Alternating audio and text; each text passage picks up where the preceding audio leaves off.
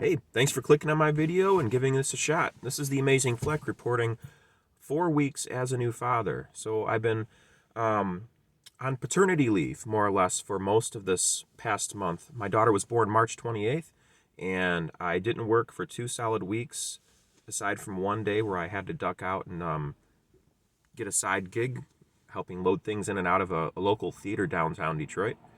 And for the most part, I haven't been working a lot. I've been working just here and there a couple, and I just got done working today for the first time in over a month with my client that I provide care for, that I do the most work for generally. So I'm finally starting to get back into working with them and working with another client of mine, and still doing on-call jobs for entertainment, as well as load in and load out for a local theater downtown, and odd jobs in general. Sometimes moving cabinets with a family member. My family has a cabinet company and so on. So I'm doing all these different gig jobs. I'm a freelance worker, have been for years. I'm no stranger to the uncertainty and the changes that come from all of that. Now, being a father has been interesting as far as um, the changes and what can happen from a day-to-day basis, what you're expected of as a father, what you expect of your partners, the roles that you play. Now, if you have two people, chances are they're going to disagree about something in general. Perfect strangers, friends, whatever it might be. Now, if they become closer, they just start talking to each other and they discover more about each other and what they have in common and what they have differences about. And then once you start spending more and more time with someone or dating them, you increase the amount of things you agree on and disagree on. More things that are unknown become known.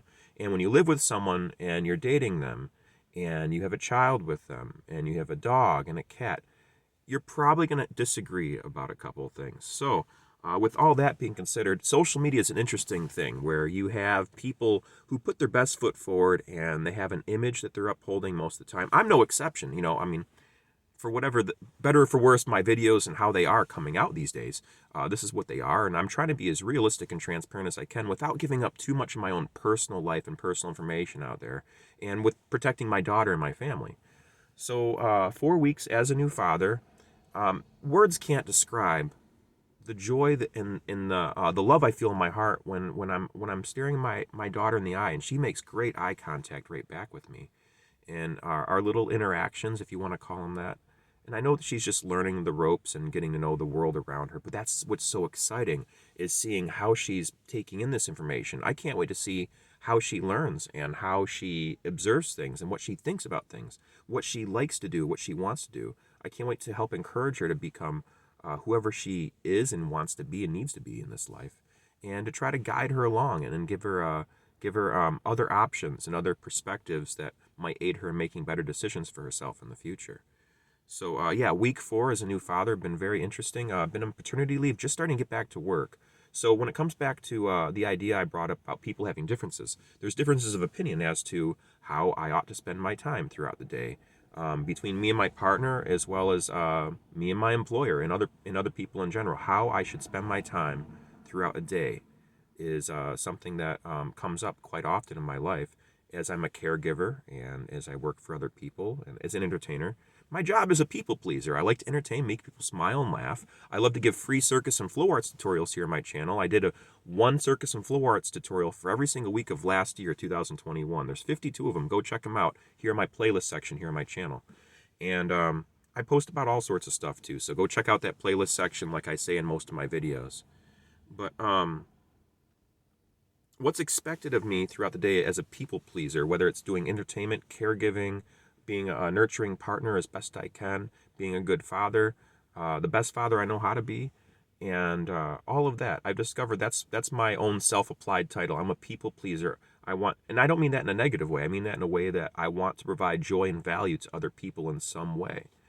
And making people smile and laugh is one of my primary motivators in life. One of my, not primary, but main motivators in my life is being able to provide joy and just a fleeting moment of laughter to escape the troubles and woes of everyday life.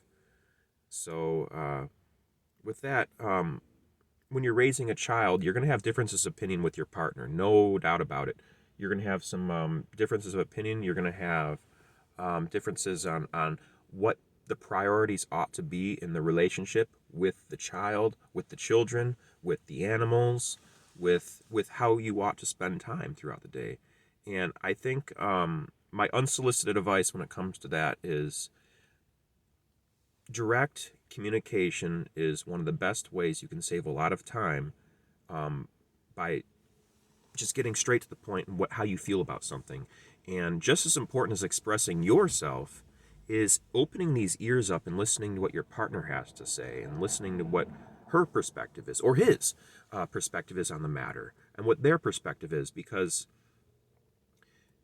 you already know how you feel and you can express that all day long to someone else. But if you don't have the capacity to listen to someone else's feelings and what they're going through and what they're experiencing, you might have some trouble with them hearing you, if that makes any sense. Flip it around. Now, if someone is telling you how they feel and they don't listen to anything about how you're feeling, you're not going to really listen to them as much. You're not going to give them as much focus and attention and take them as seriously. So, therefore, in my opinion, I think it's best if you start off by listening as best you possibly can and really listening to your partner and whoever it is you're talking to, and really open up your ears and in your mind and your heart even, and listen to what they have to say and what they're trying to communicate and why they're trying to communicate it, and go from there. I think it's really important to spend more time listening and less time talking, and to choose your words wisely and make sure you pick the right words in order to establish your point and to communicate your feelings in a way that can be received honestly and effectively in a constructive way. Because sometimes I'm guilty of this. Sometimes you lose your cool in a situation and you're trying to smooth something out, and you might say or do something you regret doing, which happens to all of us, I do believe. So the good news is that me and my partner, we are working through these differences. We're talking more and more and smoothing things out as they come up. And I think things are going swimmingly. I think things are going very well. And differences with the pediatrician. The pediatrician's jobs are very interesting. They're trying to make sure that you're doing your right job as parents raising your infant. And arguably, they might be doing that by scaring you into one thing or the other. Now, I don't think they do this intentionally, but they're looking at charts and numbers and statistics of children in that age group and what's normal and what's typical and what's atypical. And so finding out how to navigate through all that, listening to your pediatrician, ask your pediatrician what's best, and listen, take in all the information you can. Dads out there, read some books about, and articles and videos about first-time fatherhood. I've taken in quite a bit of information. It's been very helpful. And I don't know what's helpful for your particular situation out there, but get as much sources of information as you can, and be prepared to do whatever it is you can to make your partner comfortable if they're breastfeeding or whatever they're doing, breastfeeding or formula feeding, whatever they're doing. Be as supportive as you possibly can. Now, my philosophy is that if I can't feed the baby because I can't produce breast milk, my philosophy is I should be changing as many diapers as I possibly can, and I do. I change her diapers and her clothing as much as I possibly can. I try to give mom as many breaks as I can, and as she needs. I encourage her to get out of the house as much as she needs to go do things. And I think that's important, especially because when you are a first-time mother, or not even she's their second time being around for mother, but if you are a mother for a newborn in general, you are not going to want to leave that baby. You're going to want to be around that baby all the time, and you're going to feel guilty for leaving the baby and doing anything else for that matter.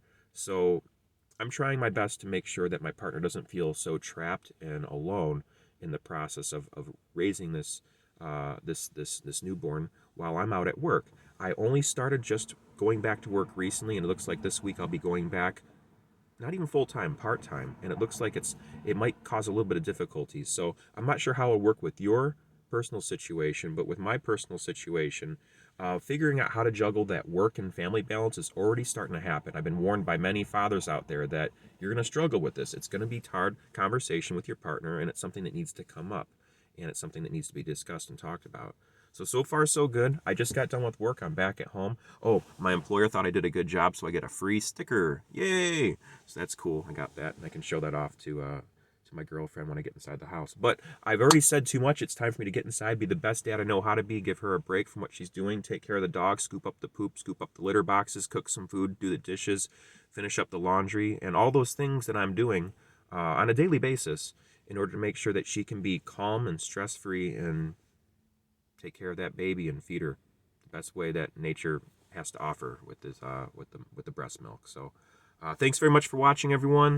This is week 4, Adventures in Fleck as being a new father. I'm not sure what sort of value other fathers can get out of this, or any of my viewers and my subscribers out there. Hi, hello subscribers. Thanks for subscribing to my channel. I know I'm a weird guy, and for some reason you're into it. So thanks for subscribing. But you can expect more content coming out in the future. For instance, I did a video before on Thursday Boot Company, and I got great things to say about them. These are my Thursday boots. They're still holding on really strong and really nice. They've been breaking in and very, very comfortable, and I think it's worth every penny. And I got an interesting story about them when the zipper fell off that you'll know about in a future video. My most popular video on here is an Air Physio video that I did a review, an unpaid review on this Air Physio device, a device you blow into to help you loosen up mucus in your lungs. And that's been my most highly performed video with most views on it. I think mostly because they've actually been using my review video without asking my permission or paying me anything, and in order to promote their product, and it looks like it's getting a lot of good reviews. So that's wonderful, and I'm realizing that if I do more reviews of products out there, that it can get more traffic to this channel and get more people to hear me out with whatever it is that's going on in my life, or about content I'm creating about specific subjects in the future. So you can expect some more diverse content coming out, not just daddy updates once a week from your good old pal, The Amazing Fleck here. But until then, my friends, please be the best version of exactly who you are. That's the ongoing theme in this channel, is I want people to maybe escape their woes with a little bit of humor, maybe learn how to do some circus and flow arts, some juggling and all that. I love teaching and sharing that because a state of flow has done me a lot of good throughout my life, providing a way of releasing the tensions in my mind, being diagnosed with ADD, and giving me value, some like a valuable way of spending my time. It's good exercise, it's good endorphins releasing, it's good for so many reasons, the flow arts. I love sharing those things, and I just want to express myself. Art to me is creative expression, and I want to keep expressing myself. And we live in these amazing times where we can self-publish, and that's exactly what I'm doing, is I'm putting myself out there in the future, and who knows, maybe someday someone out there will stumble on this channel and these videos and find some sort of value out of it, or maybe it'll help someone out there down the line. If one of my videos can do that for someone, then my job is done, and it gives me a sense of satisfaction to be able to keep doing this as an artist, to keep myself alive and relevant by posting regularly like this every single week. So thanks very much for coming along for the ride. This video is longer than it needs to be. Remember to never give up, to do your best, to stay true to you, and to be amazing. And once again, the way to be amazing, in my humble opinion, is to be the best version of exactly who you are. Thank you so much for watching. Maybe you'll see me in another video sometime. Till then, my friends, bye-bye.